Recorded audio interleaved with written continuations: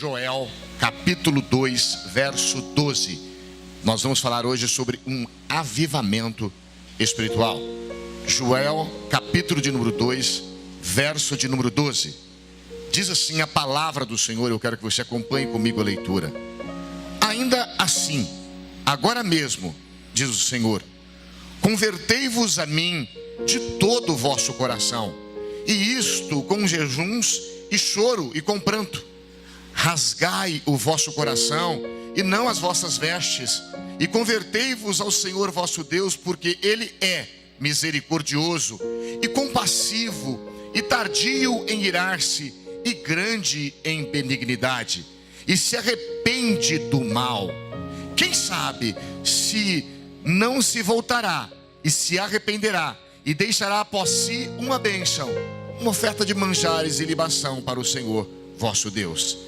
Tocai a trombeta em Sião, promulgai um santo jejum, proclamai uma assembleia solene, congregai o povo, santificai a congregação, ajuntai os anciões, reuni os filhinhos, e os que mamam, saia o noivo da sua recâmara e a noiva do seu aposento. Chorem os sacerdotes, ministros do Senhor, entrem entre o pórtico e o altar e orem entre o pórtico e o altar e orem. Poupa o teu povo, ó Senhor, e não entregues a tua herança ao opróbrio, para que as nações façam escárnios dele, porque hão de dizer entre os povos: onde está o seu Deus? Verso 28. E acontecerá depois que derramarei o meu espírito sobre toda a carne, vossos filhos e vossas filhas profetizarão, vossos velhos sonharão, vossos jovens terão visões, até sobre os servos e sobre as servas derramarei do meu espírito naqueles dias, mostrarei prodígios no céu e na terra.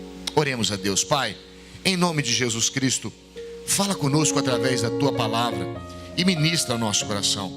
O Senhor sabe das dificuldades que eu tenho para falar hoje por causa dessa gripe, e o Senhor sabe da dificuldade que às vezes as pessoas têm de ouvir o que têm que ouvir. Mas eu quero, Pai, que o Senhor, além das nossas limitações, o Senhor possa trabalhar, e o Senhor possa, através da tua palavra, falar ao nosso coração de uma forma profunda, real e verdadeira. É o que eu te peço em o nome de Jesus Cristo. Amém. Amém. O livro de Joel, é chamado de profeta pequeno. Você já deve ter ouvido isso, que há os profetas maiores e os profetas pequenos. E quando se fala sobre profetas maiores e profetas pequenos, não quer dizer que eles são menores, porque tem menor importância.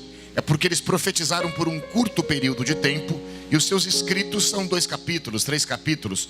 E perto dos profetas maiores, que é Isaías, Jeremias e outros mais, eles são pequenos. É só para explicar, para você entender.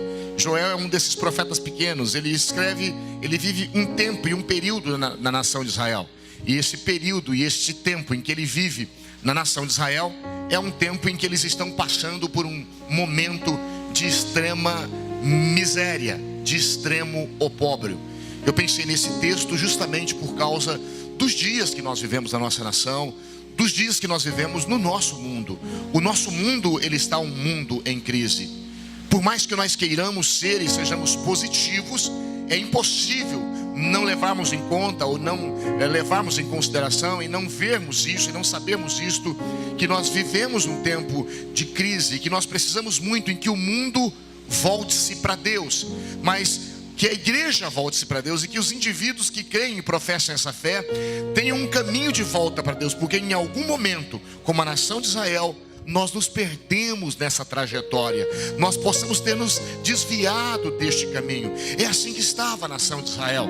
Eles estavam distantes de Deus, eles haviam sido atacados por exércitos inimigos, fogo havia vindo sobre as suas plantações e queimado os seus pastos, as suas vacas, diz o texto anterior, mugiam por sede sem ter o que beber, e eles estavam até mesmo com uma peste de gafanhotos que estavam comendo as suas plantações. Era um tempo de opróbrio, de miséria, era um tempo de desespero e de não esperança. Os textos anteriores, o capítulo anterior diz de uma profunda tristeza que nascia e que imperava no coração do povo. E é nesse contexto que Deus pinça, que Deus levanta um homem que é o profeta Joel.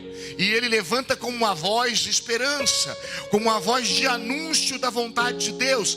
E Deus coloca nos seus lábios uma palavra para o povo de Israel, e uma palavra que serve também para mim e que serve também para você, nós os filhos de Deus neste tempo. Ele fala sobre a possibilidade dele trazer sobre a terra um avivamento através da nossa vida.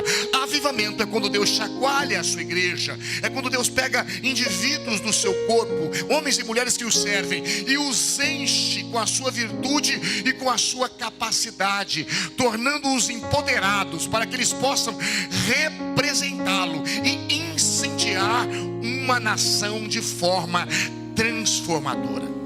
Hernandes Dias Lopes, pregando sobre isto em uma igreja em Belo Horizonte, ele disse que ao terminar aquele congresso e falar sobre esse assunto, uma repórter de um jornal local perguntou a ele se isso de fato era algo que ele acreditava, que Deus poderia levantar um povo no meio de uma nação e renovar e reformar toda uma nação. Ele disse sim. Ela disse, então se você crê, me dá algum indício, alguma coisa histórica. E ele contou de vários avivamentos que teve na história. Poderia também falar aqui de vários, mas ele falou de um, que é um mais próximo, que é de um ano de 1989 ou 79, que foi na Romênia, quando levantou-se um casal, ou um homem que governava aquela nação, que era um homem de nome difícil de falar, era um déspota, era um homem de coração seco, era um homem terrível, e ele se levantou sem misericórdia para acabar com algumas coisas naquela nação, mas ele resolveu perseguir em especial um pastor de uma pequena congregação batista que congregava ali 80 pessoas. Ele então quis perseguir este homem porque este homem pregava contra o seu governo, ele pregava a favor do reino de Deus. E então esse presidente, esse diretor da nação, esse primeiro-ministro, não sei que nome daria, chegou até a casa desse pastor através dos seus soldados e quis cercá-lo para poder levá-lo preso e para poder arrancá-lo da sua congregação. Ele resistiu, e nisto que ele resistiu, vieram várias pessoas da sua congregação e o cercaram o lugar em que ele estava. E então os policiais buscaram mais reforço, e nisto um daqueles jovens foi e comprou muitas velas, e acenderam velas. Então eles ficaram de velas acesas, como quem dizendo, aqui é uma chama diferente, aqui há um fogo diferente, aqui há uma presença diferente. Nós representamos uma verdade de um Deus vivo. E então aqueles policiais que chegaram ali, isso é um fato histórico, você pode estudar isso através da internet.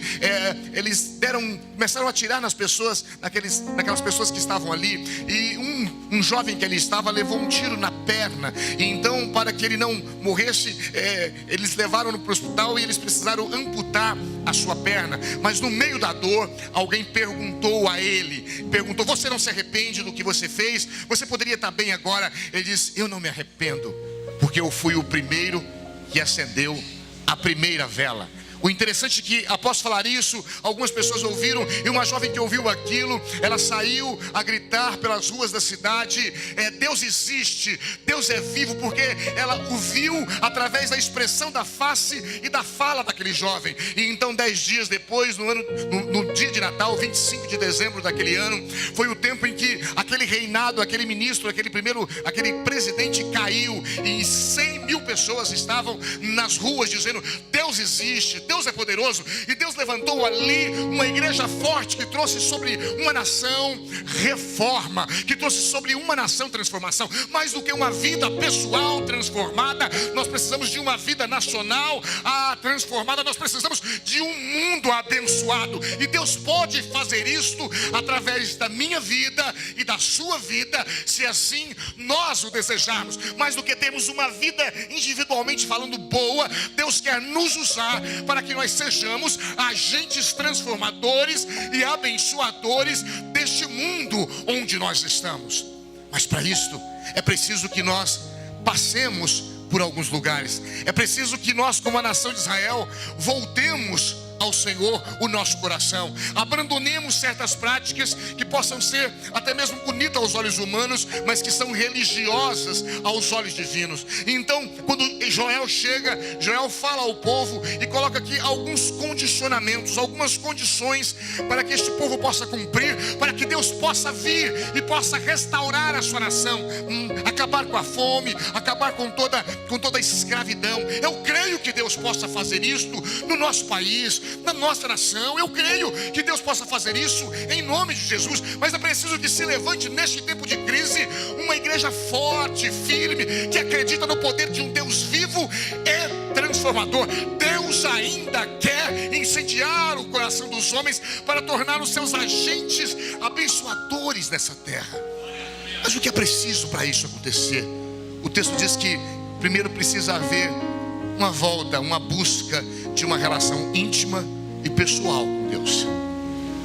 Nós precisamos abandonar toda religiosidade e nós precisamos entender que Deus não tem um endereço, que Deus não tem um dia especial e que Deus não tem um sacerdote específico para estar entre nós e Ele.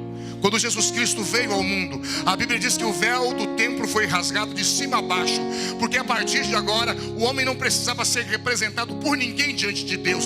Ele mesmo podia entrar. Ou seja, Deus estava dizendo: eu quero ter intimidade com você. Eu não quero mais recado, eu quero ser íntimo seu. Eu quero ter uma relação de intimidade contigo. E ele começa então dizendo aqui: que caminho é esse que a gente deve fazer? Ele diz: convertei-vos a mim de todo o coração. Convertei-vos a mim de todo o coração. O interessante, preste atenção, é que ele não está escrevendo para bruxos, para pessoas carnais, para pessoas malignas. Ele está escrevendo para pessoas de Deus. É como se ele chegasse hoje aqui para nós, igreja, e dissesse: se convertam. Talvez alguns de nós diríamos: você está falando com a pessoa errada. Eu frequento a igreja toda semana, eu leio a Bíblia quase que diariamente, se não diariamente.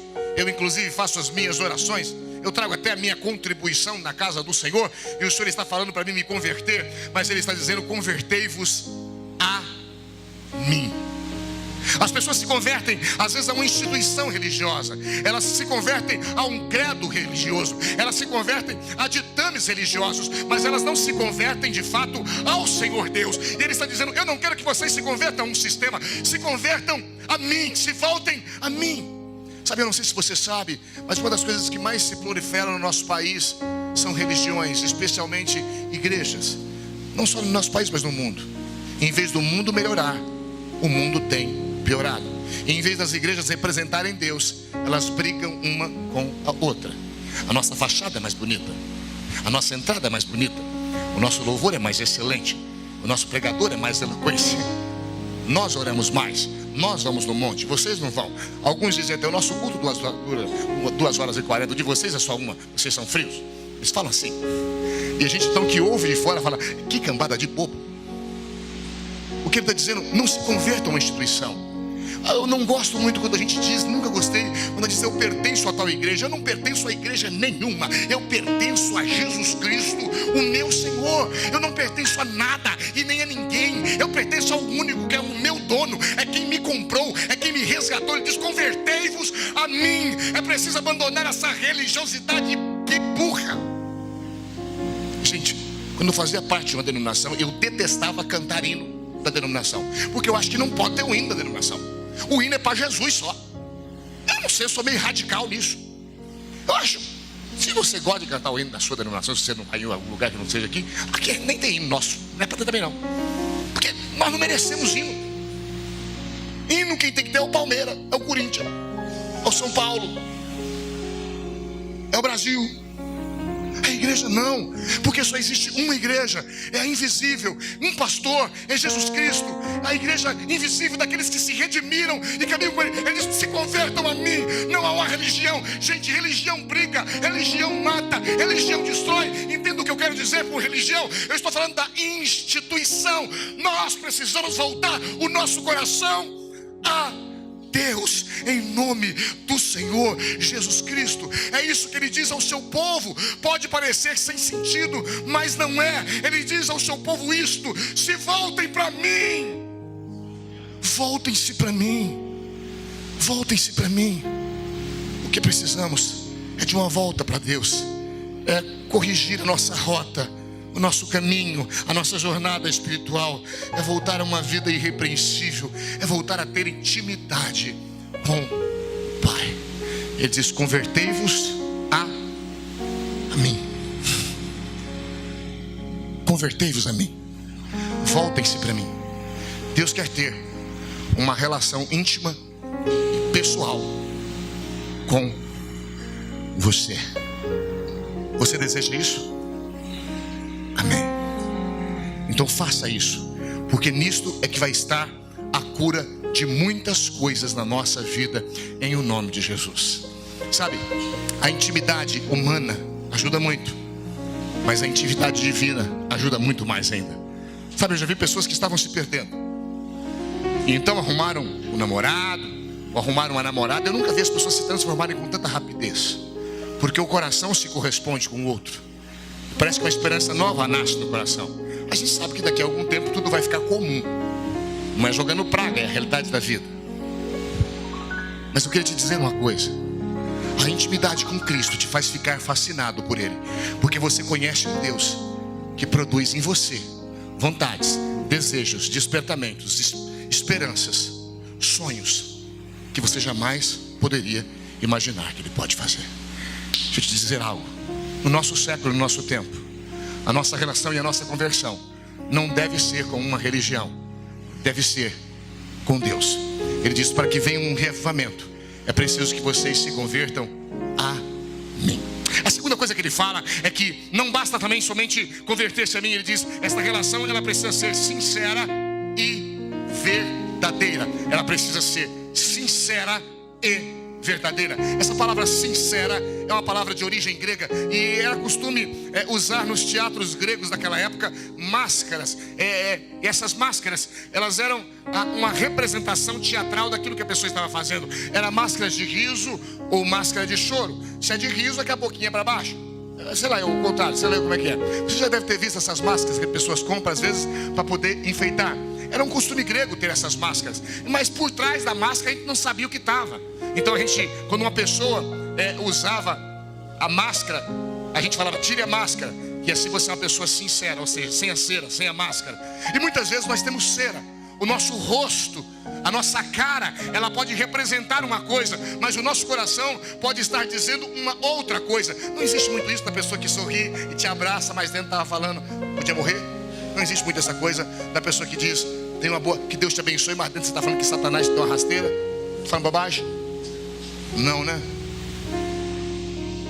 Ele está dizendo: olha, essa conversão de vocês a mim, ela precisa ser sincera e verdadeira. Ele diz: rasgai o vosso coração, ele diz no texto, e não as vossas vestes. Era costume dos judeus naquela época, querendo expressar ou externar a sua tristeza ou o seu sentimento. Era comum a eles muitas vezes rasgarem as suas roupas e sujarem-se de cinza, para que assim fosse externado e mostrado aos outros aquilo que eles estavam vivendo por dentro. Mas com o tempo aquilo se tornou um teatro, aquilo se tornou uma prática somente para os olhos verem, aquilo se tornou algo que somente era visível aos olhos humanos, era uma coreografia espiritual. E o que ele está dizendo é o seguinte: escuta, eu conheço o seu coração. Não adianta você fazer cara de púdico, de bonzinho. Gente, eu sou pastor há 30 anos e eu já vi na igreja tanta safadagem. Gente que eu daria, por isso que eu não boto minha mão no fogo nem por mim mais, na verdade. Porque eu confio em mim hoje, mas amanhã eu não sei como é que eu vou estar.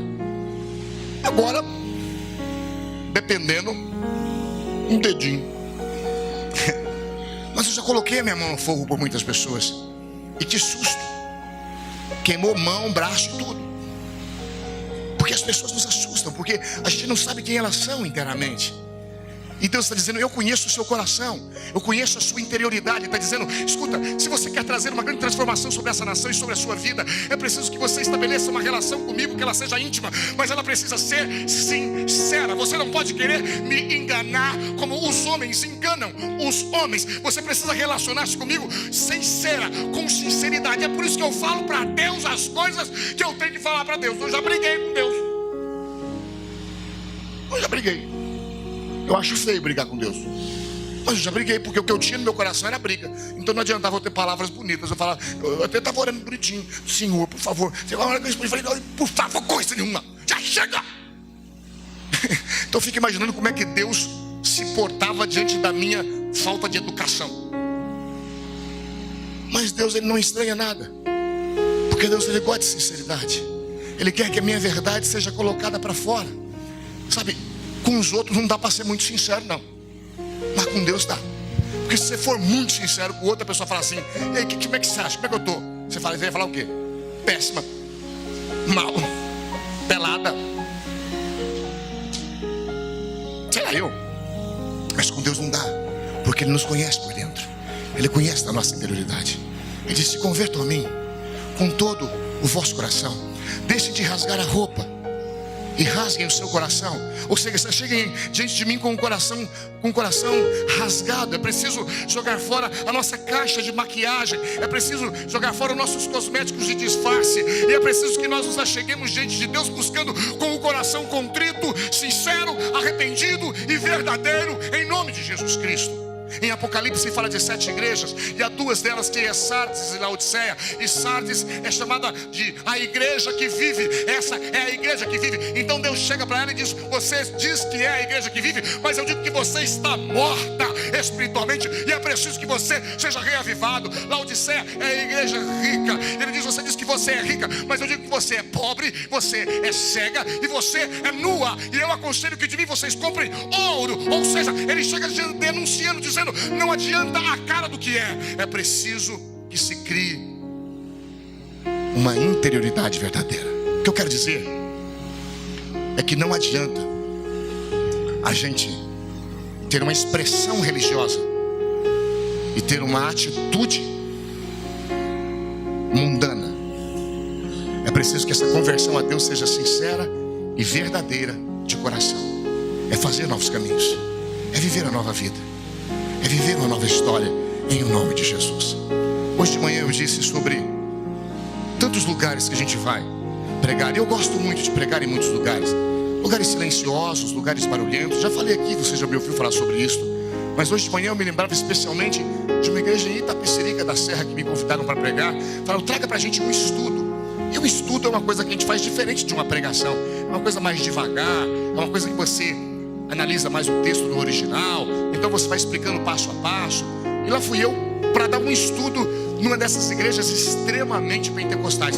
Eu cheguei lá, é um templo pequeno, ele estava entupido, não cabia de gente. Todo mundo teve oportunidades. E assim de vez em quando saía um pessoal de aviãozinho assim pelo corredor, e voava e voltava, e os outros faziam outra coisa. Eu falava, nossa, e o ânimo deles estava lá em cima. Eu falei, nossa, eu acho que eu não vou conseguir entrar nesse pique, sabe? É como se você fosse correr com alguém, a pessoa corre muito e você não consegue ir na velocidade dela. Eu falei, essa velocidade não vai dar para me acompanhar, porque é um negócio muito fora do comum. Então passaram o microfone para um cantor, e ele cantou numa tonalidade extremamente alta, difícil de alcançar, e ele teve toda uma performance. Eu falei, meu Deus do céu, que coisa. E aí então de repente ele virou e jogou o microfone na minha mão e falou, praga. Eu falei, e agora? Você sabe que, para não passar vergonha, para dizer a verdade para você, mas não deu, é um choque, era 2 distâncias extremamente grandes. O que eu quero dizer com você é o seguinte: quando uma coisa é verdadeira, possa ser o que for, amém? Entendo o que eu estou falando. Mas quando uma coisa é para os olhos ver, Deus se afasta. Deus está cansado disso. Deus está cansado dessas palhaçadas, dessas baboseiras. Quantas profecias burras que a gente recebe, especialmente nesses dias, coisas que não tem nada a ver com a palavra. Eu fico triste, porque irmãos compartilham com a gente algumas coisas Eu recebi pelo menos umas 5 profecias que se você ouvir, eu se fosse você, eu subia no prédio de 20 andares e pularia. Mas não tem nada a ver com a Bíblia. É só conhecer um pouco mais da palavra e você vai ver que não tem nada a ver com a Bíblia. É gente que se levanta para falar coisas. O nosso Deus é um Deus poderoso. Ele quer ser íntimo seu. E Ele quer que eu e você, nós nos convertamos, mas que seja uma conversão de coração rasgado, não de roupa rasgada, ou seja, de interior. Que os outros possam não ver, mas que Deus esteja vendo, em o nome do Senhor Jesus Cristo. Amém, queridos?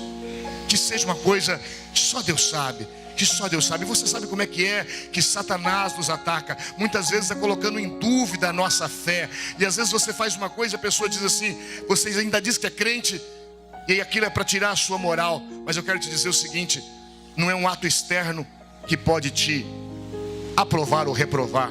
É se isto é verdadeiro ou não dentro do seu coração, que é aprovado e que é reprovado diante de Deus. Deus não se impressiona com atitudes estereotipadas. Deus só se impressiona com o coração devoto a Ele, em nome de Jesus. Amém, queridos? De muitas pessoas que expressaram fé, só 2 pessoas surpreenderam a Deus.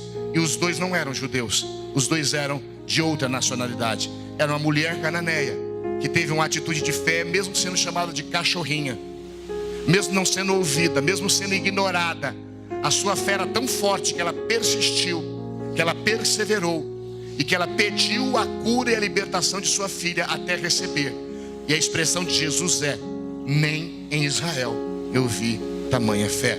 A outra era daquele centurião, um homem que cuidava de uma centúria de 100 soldados romanos, e ele pedia pela cura de um servo seu. E então, embora todos os judeus falassem a seu favor, porque ele construiu para eles sinagogas, o Senhor Jesus Cristo o atende e diz: então eu vou lá na tua casa para curar o teu servo. Ele diz: não precisa, faz aquilo que eu faço. Eu somente dou uma palavra de comando aos meus soldados, e mesmo que eu não vá lá, minha palavra tem poder de mando, e lá acontece. Dá só uma palavra de cura e a minha filha será curada. A gente gosta, irmão, de carnaval. A gente gosta de carro alegórico. A gente gosta de mulata sambando. E o cara disse: não precisa disso, dá só uma palavra. Agora a gente quer que vai lá, a gente quer que toca, a gente quer que leva um manto ungido, a gente quer que leve o cajado de Moisés, a gente quer que leve, sei lá eu o que. A gente bota fé nas coisas, mas a gente precisa botar fé em Deus. Em Deus. Ele está dizendo: eu quero um coração rasgado diante de mim. Eu não sei que veste você veste, mas eu sei que se o seu coração estiver rasgado diante de Deus, ninguém pode te julgar. Ninguém pode, porque o seu coração é aceitável diante dele, em nome de Jesus Cristo. E só Deus sabe o que vai dentro de você. Amém, queridos?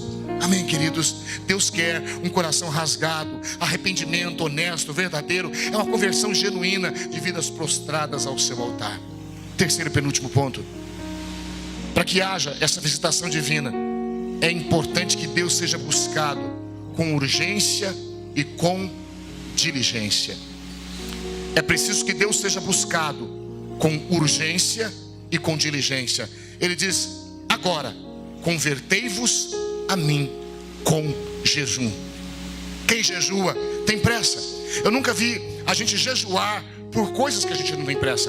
Eu não vejo um casal que vai se casar daqui 6 meses, 8 meses, dizer: vamos fazer um jejum hoje pelo meu casamento. Ele vai fazer quando as coisas estiverem dando errado.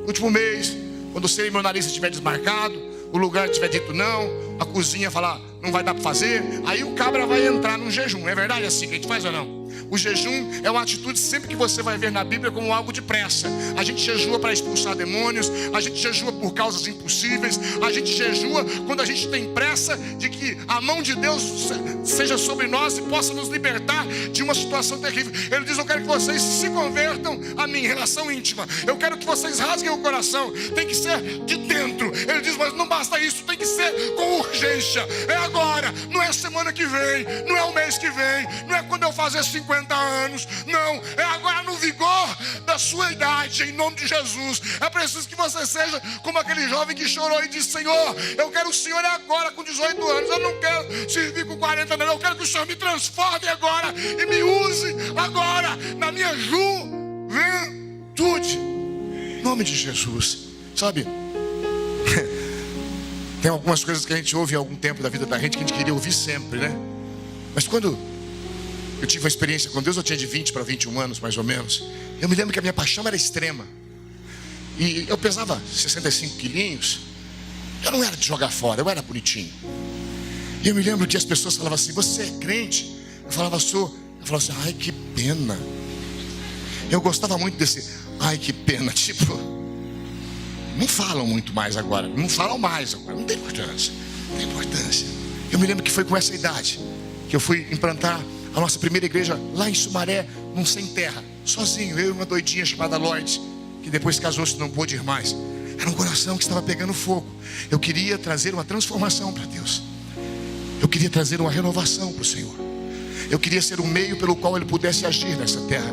Ele tem pressa. É agora. Não é quando você tiver 50 anos, não é quando você se aposentar, não é quando você ficar sem forças físicas ou emocionais. É agora, é nesse dia, é nesse momento, é agora, em nome de Jesus. É preciso que a gente se converta a Ele com jejuns. Ou seja, é preciso que nós neguemos os desejos da carne e sonhemos com os desejos espirituais. Ainda existe na terra um povo assim, que deseja mais as coisas do céu do que as da terra. Você sabia disso? Inclusive você é um desses, eu creio. Ou não? Olha, que eu senti dúvida agora. Não, você tem que desejar mais as coisas do céu do que as da terra, em nome de Jesus. E se Deus quiser levar você antes de casar? Ai, Senhor, mas eu não vou conhecer as delícias do casamento? No texto ele diz: deixe a noiva a sua recâmara e deixe o noivo o seu lugar. Sabe por quê? Era costume naquela época, quando se casava, os nubentes terem 1 ano de lua de mel. Eles ficavam descomprometidos de todo e qualquer compromisso público. Pensou, Lê? Que bom, 1 ano só viajando. Sabe o que ele diz aqui no texto? Ele diz: abandonem as delícias do vosso casamento e voltem-se para Deus. É o que ele está falando aqui. O noivo e a noiva, deixem a sua recâmara e voltem-se para Deus. Ainda existe um povo que tem a prática do jejum, e nós precisamos, em nome de Jesus Cristo, jejuar. Alguém esses dias disse que estava jejuando. Eu disse: o que você está jejuando? Eu estou jejuando murmuração. Vou ficar 1 semana sem murmurar. Isso não é para jejuar, isso é para não fazer nunca mais. Amém? Alguém falou assim: eu estou jejuando de falar mal dos outros. Eu falei: meu Deus do céu, mas isso é uma prática de gente convertida. Como é que você está jejuando de não falar mal dos outros? Isso tem que morrer em você. Isso aí, você nunca mais tem que alimentar. Quer dizer que você é 7 dias de jejum de falar mal dos outros? Eu não sei. Porque quando eu fazia jejum de comida, eu me lembro, no começo eu não sabia fazer, eu ia guardando as comidas. Eu tinha fome, eu falava: mas eu vou guardando as comidas. Então quando terminava o meu jejum, tinha muita coisa para comer. Então eu imagino que o cara que faz jejum de falar mal dos outros, quando ele termina, ele tem uma lista de coisa aqui, ó. Eu não falei essa semana, mas agora vai. Não é não? Então, ele diz: escuta, é preciso que vocês se convertam a mim. É preciso que vocês façam isto de coração. É dentro, não é para os olhos dos outros verem. É para ser real diante de mim e de vocês. Ele diz: é preciso que isso seja feito com jejuns. Ou seja, é preciso que haja urgência.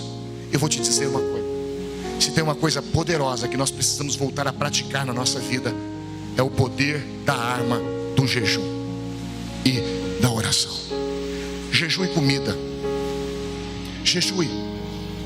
Sabe, a água é difícil e não se deve por muito tempo, mas jejue comida. Eu conheço pessoas que já jejuaram 40 dias. Até um dia ou outro é difícil, mas depois é mais fácil. Beberam água, tomavam um suquinho aqui e acolá. Já conheci pessoas que jejuou 21 dias. Pastor Charles, aqui da igreja do Nazareno, na Rua Ipiranga, perdeu. O bom foi que ele perdeu muitos quilos.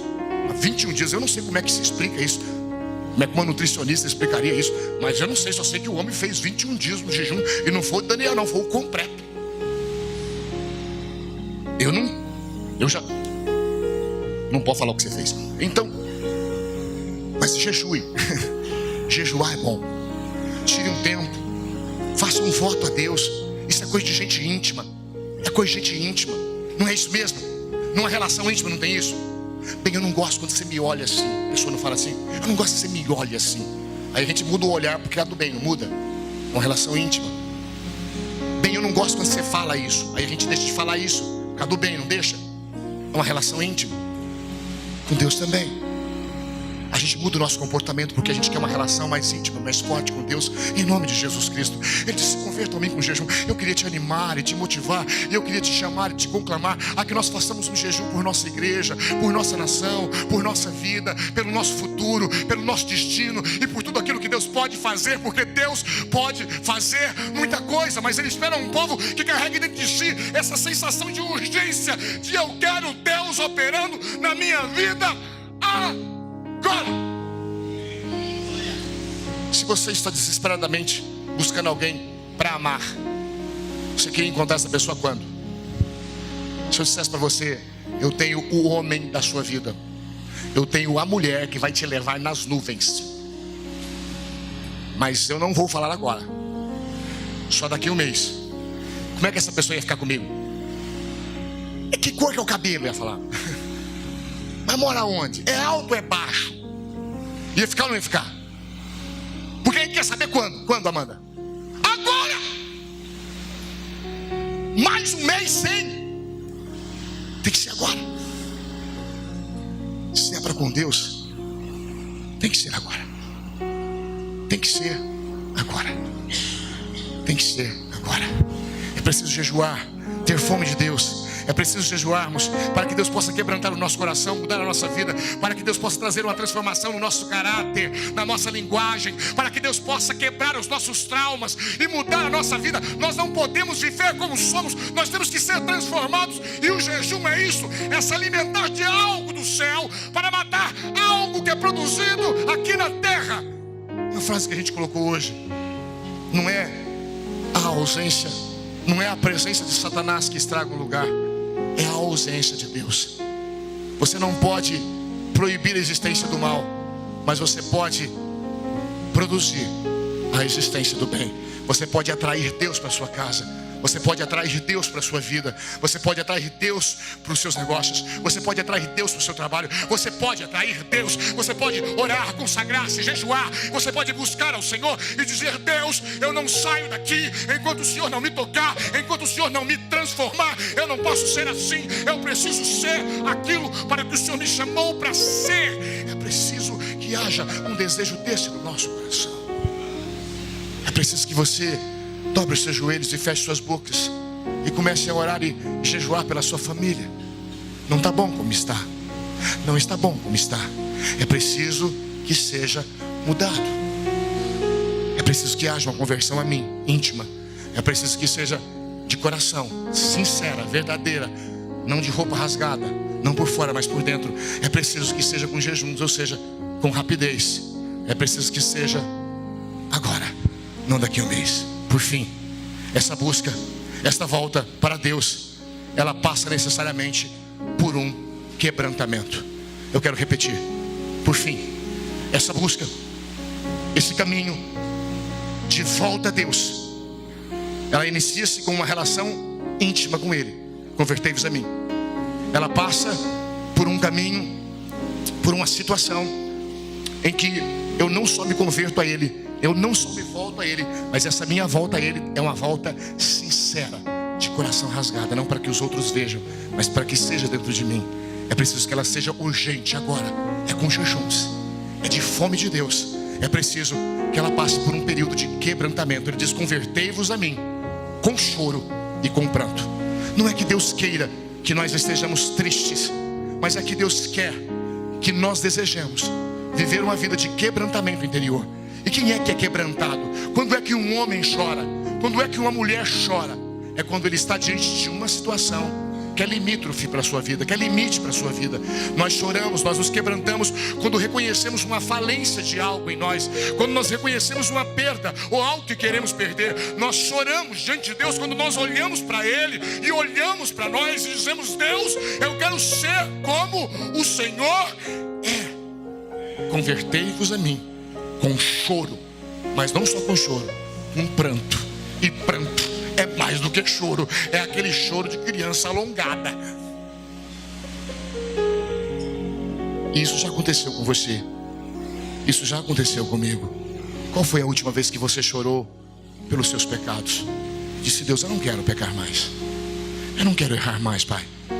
É preciso que haja essa metanoia, essa ação divina no meu e no seu coração, em que eu não suporto viver uma vida pecaminosa. Quando foi a última vez que a gente chorou e quebrantou pela nossa família, pela nossa igreja? Quando foi a última vez que a gente fez isso pela nossa nação? O momento hoje é este, a hora é agora. Os homens de Deus do passado verteram lágrimas buscando uma intervenção divina. Nós não podemos nos conformar com essa espiritualidade rasa. Nós não podemos nos conformar com essa espiritualidade vazia e pobre, desertificada, deserta, seca. Nós não podemos, nós temos que ter uma espiritualidade abençoada. Nós não podemos ficar frouxos diante das situações dessa nação. Nós não podemos caminhar descomprometido com toda a desgraça humana. É preciso que haja em nós um clamor, um choro, uma vontade e um desejo de sermos na mão de Deus usado para a transformação da nossa nação, em nome de Jesus Cristo. De Jesus Cristo. Dois homens, um deles se chamava John White. John White foi um missionário, e muitas vezes ele se trancava durante 3 dias em um quarto. Eu confesso que eu não tenho forças para fazer isso, mas ele tinha. Ele se trancava 3 dias em um quarto, chorando e orando e pedindo: Deus, dai-me almas ou me mata. O desejo dele era ganhar pessoas para Jesus. E ele foi um homem que revolucionou o lugar onde ele estava. Muitas pessoas se levantaram com lágrimas nos olhos, com o coração compungido, não porque queriam um romance novo, não porque queriam um bem material, mas porque queriam a transformação da vida de pessoas. Eu disse hoje de manhã de uma carona que eu dei uma vez para uma pessoa que trabalhava com moradores de rua, e passando do lado de um desses moradores de rua, eu vi que ele mudou a sua face. Eu vi que os seus olhos se encheram de lágrimas. Eu perguntei para ele: por que você está chorando? Ele disse: porque eu conheço, eu já ajudei. E ele começou a falar e a chorar compulsivamente. E ele disse: eu conheço essa pessoa, não é para ela estar ali. Ele é um filho de Deus. E eu me senti mal. Eu me senti mal porque para mim era só mais uma pessoa. E eu vi que o meu coração já estava ficando desertificado, ou seja, eu estava me desligando dessas coisas. A minha compaixão, ela estava se esfriando. Mas ver alguém tão apaixonado por uma causa me fez ver como é que Deus vê alguém caído. Deus, quando nos vê, verte dos seus olhos uma lágrima. Quando Jesus olhou para Jerusalém e viu ela perdida, a Bíblia diz que Jesus chorou. Jesus chorava quando ele via uma causa que tinha um potencial imenso, mas que vivia lá embaixo. Ele diz: é preciso que haja quebrantamento. Isaías tem um texto que pode parecer estranho a alguns de nós. Ele diz: vocês gostam de se ajuntar para festas e para celebrações, mas eu quero que o meu povo se junte para chorar. Eu não sei como é que a gente poderia se convidar para isso. Gente, venha na reunião de sexta-feira que nós vamos chorar. Mas o que ele está dizendo é o seguinte: eu queria que vocês sentissem o peso que eu sinto sobre as minhas costas. Eu precisava que vocês entendessem a paixão que eu tenho no meu coração. E vocês nunca mais fariam o que vocês fazem de qualquer forma. Então, se você prega, você iria pregar como se nunca tivesse pregado. Então, se você canta, você iria cantar como se nunca tivesse cantado. Então, se você olha uma criança ou faz qualquer coisa para minha obra, você nunca mais faria de qualquer forma, porque você faria com a intenção que eu tenho. E a minha intenção é de alcançar, é de salvar, é de abençoar, em o nome de Jesus Cristo. Amém, queridos? Ontem nós estivemos no aniversário. E quando me chamam para fazer oração e aniversário, eu sou bem rapidinho, porque às vezes o povo já está chumbado, nem escuta muito, não é verdade? E ontem a gente foi no aniversário, o povo já estava chumbado. Nós chegamos 1 hora. Eles levaram suas caixinhas de cerveja, Tinha lá litros de uísque também, eu vi lá umas 2 mesas. E o pessoal já estava, acho que estava lá em cima. E aí, para que foi 4 horas, 4 e pouco, eles chamaram o Samuel para fazer a oração. Mas eles erraram, devia ter me chamado. Porque se me chamasse, ninguém ia levar nada, entendeu? Eu ia falar, Senhor, abençoa o aniversariante, ajuda aqui. Mas Samuel tá novo, pregando agora, tá apaixonado. Ele soltou uma oração pregatória. Senhor, que as pessoas aqui não busquem a alegria no álcool, mas busquem Jesus. Nossa. E por aí afora foi uma oração incompreensível. Eu falei, cara, o cara tem coragem de orar assim. Mas é verdade. Tá entendendo ou não? Eu estou falando de uma situação. Esse quebrantamento precisa fazer parte do nosso coração. Esse amor, essa compaixão pelo nosso próximo precisa fazer parte do nosso coração. Eu não me preocupo em perder meu sono por algumas pessoas. Eu gosto porque são meus irmãos. O que eu me preocupo é quando eu não consigo mais chorar pelos meus irmãos. E alguns dos meus irmãos são sujinhos, sim, mas Deus vai limpar. Eu não quero que fale da sujeirinha dele. Outros são mais limpinhos. O que eu quero dizer é que alguns têm pecado, mas Deus vai tirar. Deus vai tirar. Deus vai tirar. Amém, queridos? Deus quer trazer um reavivamento sobre a nossa nação. Ele diz: aí então eu derramarei sobre a terra do meu Espírito. Ele diz que haverá cura, que haverá libertação. Ele diz que a chuva descerá. Ele diz que haverá restituição do que o gafanhoto levou. A bênção de Deus virá sobre a nossa vida. Amém, meus queridos? Fiquem em pé, por favor.